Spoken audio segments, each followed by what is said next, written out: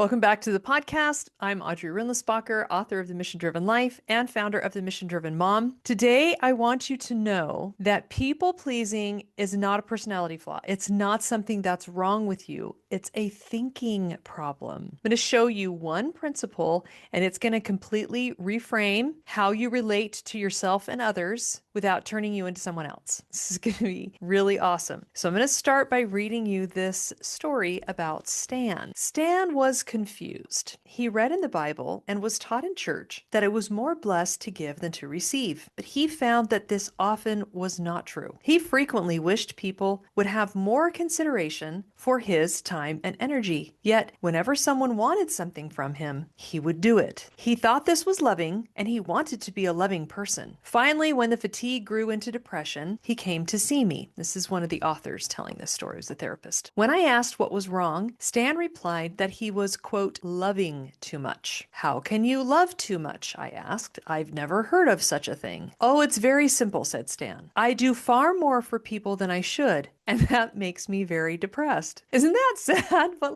ironically true? Don't we as moms just want to say this sometimes? That we do more for people than we should and it makes us depressed? It's just so ironic. The therapist goes on. I'm not quite sure what you are doing, I said. But it certainly isn't love. The Bible says that true love leads to a blessed state and a state of cheer. Love brings happiness, not depression. If your loving is depressing you, it's probably not love. I don't see how you can say that, Stan replied. I do so much for everyone. I give and give. How can you say that I'm not loving? I can say that because of the fruit of your actions. You should be feeling happy, not depressed. So he says he asked him to tell him some of the things that he did for people, and he learned a lot about his doing and sacrificing from Stan. Now, what's so interesting about this story is that I work with a lot of women, obviously, and often they'll get into the academy, let's say. And just for everyone's information, we do talk about boundaries, but not until near the end of level 2.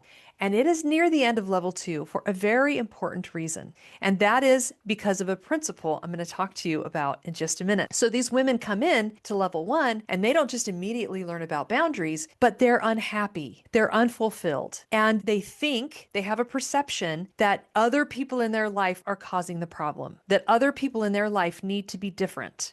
And that if those other people were different, then they wouldn't have these problems. When they try to be really conscientious and honest, they start like looking inside and being like, okay, maybe other people aren't the problem. Maybe actually I'm the problem, and I'm the problem because I need to have better boundaries. And that's what the world and people around me keep telling me. The problem is that you don't have good enough boundaries. And they expect to come into the academy and to increase their personal power immediately by being trained on boundaries. So sometimes they're disappointed that I don't teach them about boundaries right out the gate. And then what I watch them do oftentimes is, okay, she's not teaching me about boundaries, and I'm going to keep going with this academy because I think it could be a good thing. But in the meantime, I'm just going to tell everybody no, because that's what they think boundaries is. In other words, they think that boundaries is a whole bunch of fences, maybe really tall fences, maybe wrought iron, maybe stone, and you get those fences up as tall and as strong as possible and keep everybody off your property, and then you'll feel better. But boundaries are just lines drawn, and they can be subtle, and even fences need gates, right? People need to be able to come and go. So last week we were talking about tactics versus principles, and we were talking about character versus personality ethic, and how the world has moved more and more in the direction, especially in the West, especially in America, more and more toward this personality ethic, tactics-based way of being. And you can tell this in some of the things that go on. You need to do this neurolinguistic training, you need to brainwash yourself, you need to this, that, or the other. And it's not as if some of those things don't work. If they didn't work, people wouldn't use them. And it's not as if the people that promote those are bad or have bad intentions. We talked about this last week. It's just that those people don't understand that if you don't work on character first, that all the personality ethics in the world won't get you across the finish line. Eventually, you will, in a crisis situation, it will come back to who you really are. In today's world, there's a lot of this language about being performative, and everything we do in society is just performative, and it's not really who we are. We're just always playing a role. We're just always acting a part in this big play of life. But there are some things that are solid, that are lasting, that are meaningful, that we can lean on. And these principles, these immutable truths, and integrating them into our basic being and developing our character is one of those things that we can depend on. Like Covey said, the integration of correct principles into our basic nature is what makes lasting success and happiness possible. That's what we want to do. Now, I want to tell you something even more fascinating. Stan is super confused. He's super unhappy. He's people pleasing like crazy. And you and I, as mothers, probably wouldn't say it quite like Stan, that everybody needs to get off our back. But boy, when you're a mom of young kids, or you're a mom of adult kids, or you're a grandma, people need things from you a lot. And you're constantly in decision mode and trying to discern like who to give what and when to say yes or no. That decision exhaustion is real. And when people don't thank you a lot, in fact, when you and your best intentions try to help, and then someone is ungrateful or angry or aggressive, it's devastating. I was teaching a workshop, the sneak peek for our Mothers of Creation event that's going to happen in the fall. We were talking about victim types, and one of the women talked about a friend of hers who had a child do something that really disappointed her. And so she, quote, put herself to bed for 3 months. And so this is the point at which it could go to. This is how far this can go. Like we can really turn our lives upside down because of what other people are doing. And we just don't want to do that. We just don't want to be at the mercy of other people's decisions. And we don't want to be these people pleasers all the time. And it's really important to understand that truth is truth and truth can make you free. I'm going to show you in just a minute how you will be on a completely different trajectory when I teach you this one principle. It will really start to get you on a different path of people pleasing is a problem for you or someone that you love, and you're struggling because other people around you aren't being grateful and they're asking too much from you, and your strategy so far has just been to say no a lot. What are you going to do? And remember, we talked about how a lot of these current things, people don't have the education to be able to discern principles for themselves. The story that I told you is drawn from probably the most definitive source on boundaries. It's called Boundaries by Cloud and Townsend. And I think they're incredible. I am very grateful for their work. I think that they do incredible good in the world and that they're very mission-centered individuals that are really out there doing all kinds of good. But I want to make one point here. Even the best source by people who are trying to be God-centered and mission-centered, who have incredible educations. Both of the authors have doctorate degrees, and they've been doing this work for a very long time. In this big definitive book on boundaries, there's only one chapter that attempts to teach principles. It's actually only one section. I think maybe it's one chapter in one section of the book. And they call it the 10 Laws of Boundaries. They are good, solid truths in a sense, but they're actually just concepts, not principles. They're not actionable principles. For example, the story I just gave you was law number 5, the law of motivation. But then they told the story of Stan's people pleasing. And then they talked about how Stan was afraid and he was motivated by his fear. We might be motivated by lots of other things. They say some things that we could be afraid of and some things that could be motivating us, and then talk about how we need to have the right motivations. I'm still at a bit of a loss. I still don't have an actionable principle. I still don't actually know what to do. This is why we have fine-tuned this process, and we not only teach the law of nature and that ancient framework and principles and how they're immutable truths, we learn how to write actionable principles because that is the only way you know what to do. Here's another one, the law of evaluation. There's a page or two description. Still don't really know what to do. And I had to go back and read and reread these and then try to write my own principles around them and still struggled to do that. So even in the best source with million or more copies sold, but it being the definitive source, going around teaching all these workshops, they do a lot of good and they help a lot of people, but they're also really caught up in a lot of applications and tactics.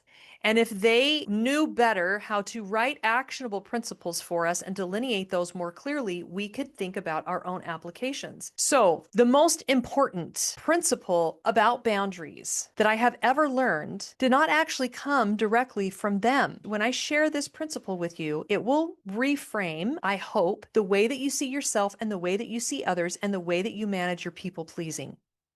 Because at the very heart of boundaries, and there are a few other actionable principles we can flesh out around boundaries, and we do get to that eventually. And I'm explaining to you in a minute why we get to that only eventually in the academy, because boundaries are very simple. Boundaries are simply teaching other people how to treat you properly. As human beings, we tend to test limits. We tend to push boundaries. We tend to want to get away with what we want to get away with, partly just because we're lazy. And it's hard work to live with intention all the time. And it's hard work to treat people the way that we ought to treat them. And we don't want to have to do a job or a task or whatever the case might be. And so we don't treat others the way that they should be treated all the time, or even most of the time. And in order for us to have proper working relationships, we must teach each other how they need to treat us. And when we've done a good, thorough job of teaching other people how to treat us properly, then other people can choose whether or not they want to honor what we've taught them.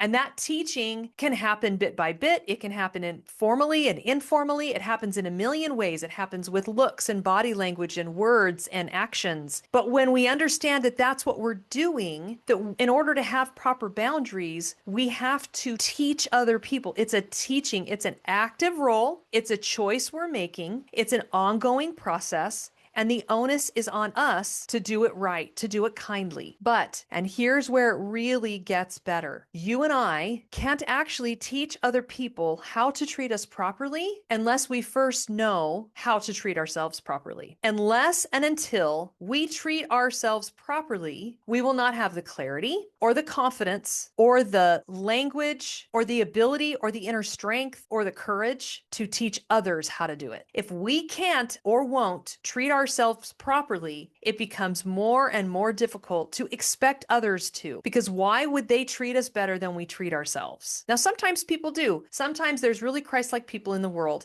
and they treat others properly because of who they are. And we love those people and we're grateful for those people. But normally on the day-to-day, it's up to us to teach others. And that means that we start by treating ourselves properly. And that doesn't mean indulgence. One of my favorite things that C.S. Lewis ever said is that most people don't want a father in heaven. They want a grandfather in heaven. And he just meant that we want all of our wounds bandaged up. We want to be sent on the playground to have a good time. We want to have the lollipops and the candies and desserts. We don't want to eat our vegetables because that's what a father makes us do. A father disciplines us. A father teaches us what's right and wrong. A father expects us to do what's right or to take the consequences. And so even though treating ourselves properly sometimes means recreation and leisure and having fun, it also means disciplining ourselves. Like in the words of Laura Ingalls, I must make myself mind myself. That is where we get at an actionable principle that I must treat myself the way I expect others to treat me. And that is a jumping off place for a myriad of things that I could do, a myriad of actionable things. Okay, what would that mean? It means I need to listen to my conscience better. That means I need to take care of my body, my mind, my soul, and my emotions. It leads to all sorts of better behaviors that then build the reserves and the confidence. By taking loving actions towards ourselves, we like ourselves more. We learn to love ourselves, have the feelings of love and liking, following. They come after the loving, proper actions, the making ourselves mind ourselves, the putting proper boundaries in place by treating ourselves properly. And this is why when you begin to think in principles, stuff that was so ethereal and confusing to you before just snaps right into focus. When we began this podcast and I talked to you about getting over your people pleasing, you might have had a myriad of solutions you thought I was going to give you about how you were going to sit down and have conversations or tell people this or that other thing or tell people no or set a better schedule or a million tactics that you might be hearing out there in the world. But actually, it all comes back to you. In a future podcast, I'm going to talk more about this and why that matters so much. And this is exactly why our academy is built the way that it's built, because the foundation of all your other relationships is your relationship with yourself. And that core truth puts everything into clearer perspective. And now you know that if you struggle with people pleasing, you have an actionable principle you can take right now.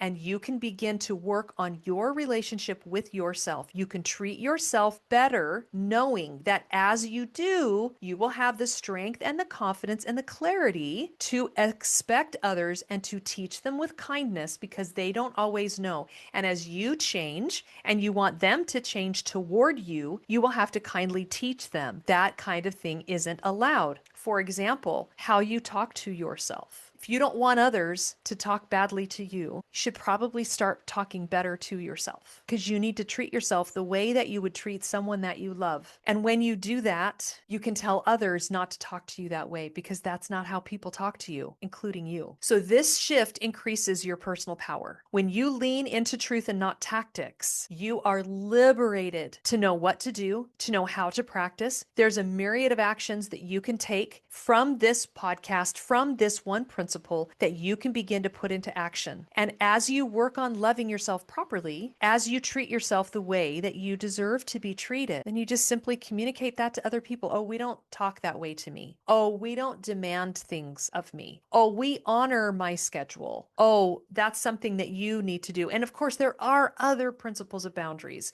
and they're in a collaborative relationship. And you need to learn those, and you can learn those. But unless the foundation is in place, the others will fall apart because when you get in a pinch and when things get rough, just like I said before, it will all fall back on the person you've become. The principles that you've integrated into your basic character will be who you are. And that's what you will fall back on in a crisis or in a hard situation or when you're being called upon by someone to do something that makes you feel uncomfortable. You won't cut corners anymore. You won't let people take advantage of you. You won't do things that go against your conscience when you're around other people because you will treat yourself the way that you need to be treated. And this is why tactics fail with boundaries scripts. You say this and then they say this, or just say these affirmations to yourself, or just do these simple things. It's truth versus approval. And it's that personal empowerment, becoming the authority in your own life, becoming the expert in your own life, and living the principles that cause you to work on you first and healing yourself internally, not just behaviorally. The answers aren't out there. They're not in the words that you say and the way that you navigate these relationships. They're about what happens to you internally.